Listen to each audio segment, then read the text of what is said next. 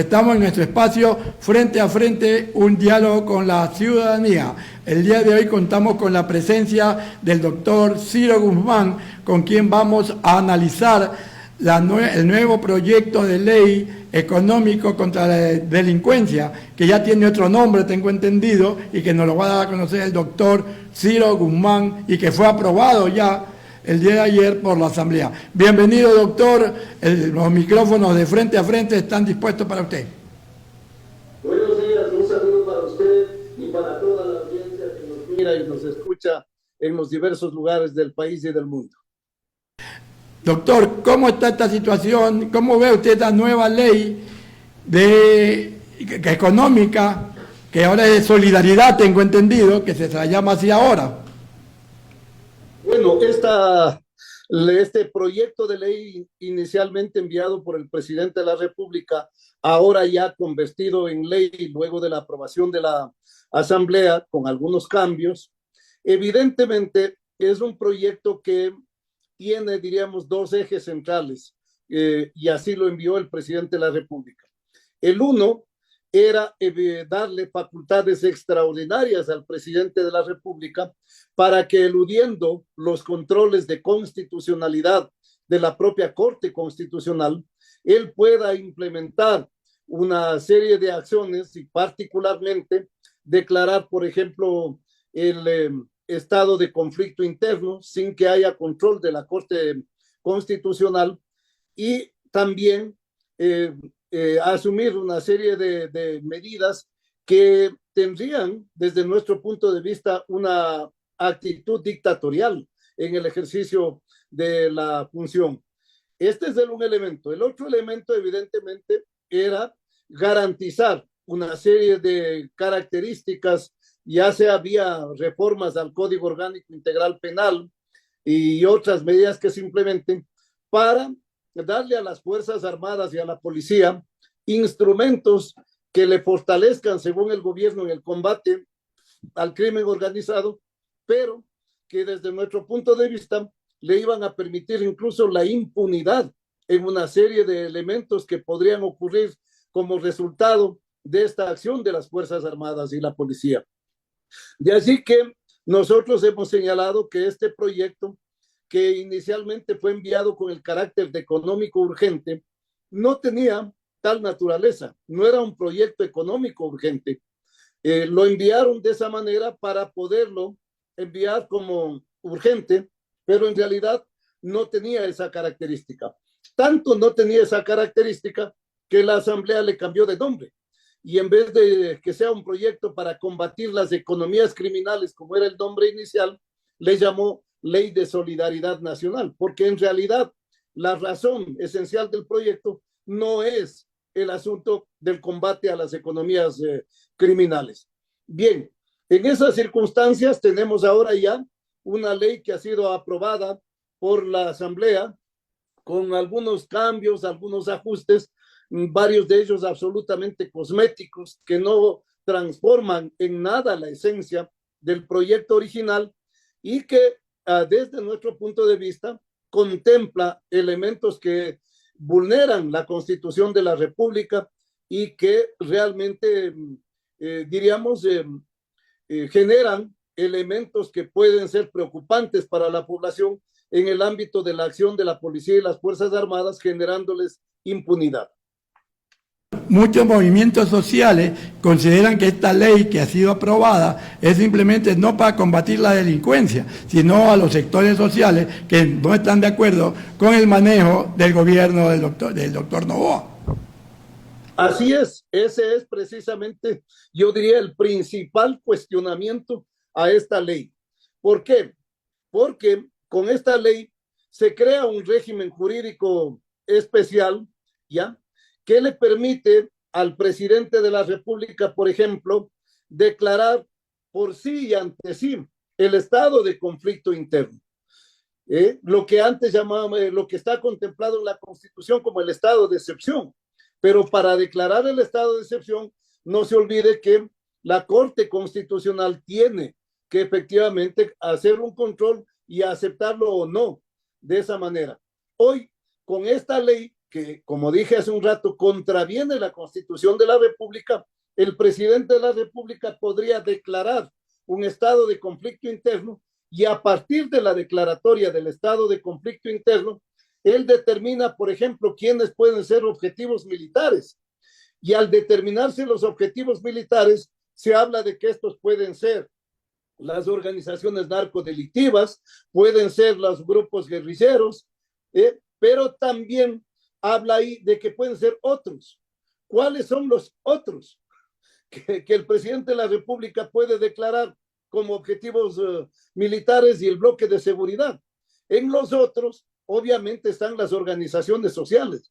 Mañana, sin empacho alguno, sin reparo alguno, podría perfectamente decirse que hay personas que pertenecen a grupos armados porque en X lugar hay un grupo de ciudadanos que se han levantado, por ejemplo, en contra de la minería y que en esa acción de lucha que han levantado, supuestamente han utilizado armas como, yo qué sé, palos, cosas, y ellos simplemente pueden decir, sí, ahí hubo una resistencia armada y los convierten en objetivo militar y los someten a toda la legislación que acaban de aprobar para enfrentar a los grupos armados delincuenciales.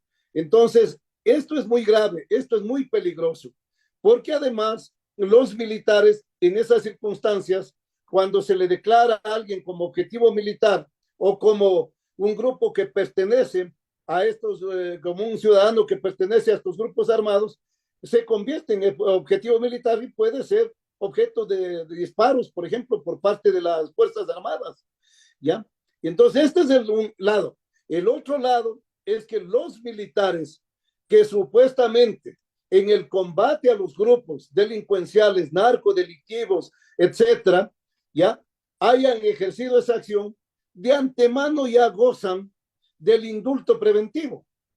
Esto es una interferencia brutal con las otras funciones del Estado y particularmente con la función jurisdiccional.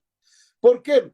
Porque se habla entonces que el indulto anticipado, si bien se activará una vez que haya una sentencia ejecutoriada, de antemano ya elimina, por ejemplo, la prisión preventiva para quienes estén en ese proceso. Por tanto, un militar, un policía que haya incurrido en presuntas acciones delictivas en este ámbito no será objeto de prisión preventiva. Y luego, cuando ya haya una sentencia ejecutoriada, él tendrá el indulto anticipado. Por lo tanto, ya yo sé que me pueden enjuiciar, yo, militar, policía, etcétera, sé que me pueden enjuiciar por actuar en este otro caso, incluso violentando derechos humanos, ¿sí? Pero sé que al final del juicio, al final del proceso, así me declaren culpable, yo simplemente no iré a la cárcel ni pagaré esa pena. Entonces, esto es muy grave, muy grave. Claro que allí han incorporado en la Asamblea un elemento que dice que siempre y cuando los militares no hayan sido procesados por presuntas violaciones a derechos humanos o a desaparición forzada, etcétera. Pero eso, usted sabe que se quedará en una simple y mera declaración. Con esta ley, con estas reformas, yo he señalado, si el asunto de los 4 niños de las Malvinas habría ocurrido cuando ya esta ley estaba vigente, los militares que hoy están enjuiciados, procesados y encarcelados por el caso Malvinas seguramente no lo estarían. Ahora hay que ver una cuestión, que en el país a diario hay muchas matanzas y parece que el gobierno no dice absolutamente nada con la finalidad que como va a haber un referéndum, quiere que la ciudadanía vote a favor de esta nueva ley de solidaridad.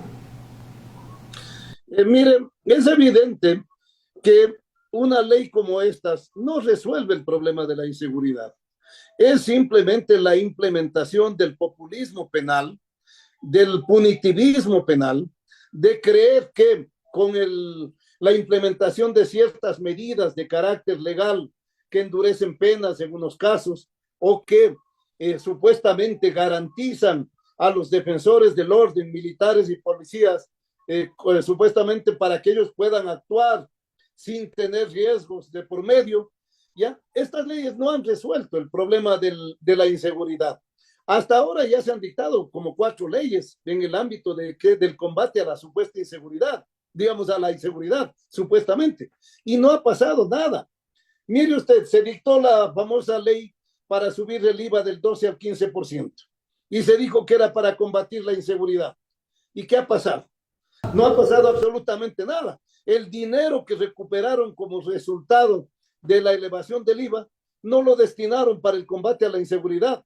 El 70% de ese dinero ha sido desviado para otras cosas. Entonces, realmente, el gobierno no es que está seriamente interesado en el combate a la inseguridad. Lo que está es interesado en, a nombre del combate a la inseguridad, imponernos una serie de medidas de carácter económico en unos casos y de carácter represivo en otros para, diríamos, supuestamente combatir a los grupos narcodelincuenciales, pero en el fondo enfrentarse y precaver las posibles acciones que el pueblo ecuatoriano pueda levantar en defensa de sus derechos y criminalizarlas. Esto sería muy, muy grave, pero es una de las cosas que se prevé y que se presume de esto. De allí que los organismos que estamos en defensa de los derechos humanos, en defensa del debido proceso, de las garantías constitucionales, reclamamos del Estado una política seria de combate a la inseguridad. ¿Qué pasó, por ejemplo, con el famoso Plan Fénix? Porque debe haber un plan integral de combate a la inseguridad. Ese plan integral de combate a la inseguridad debe contemplar medidas sociales, medidas económicas y obviamente medidas punitivas. Sí, porque en las medidas punitivas lo que hacen es combatir los efectos, ya cuando se han producido los delitos.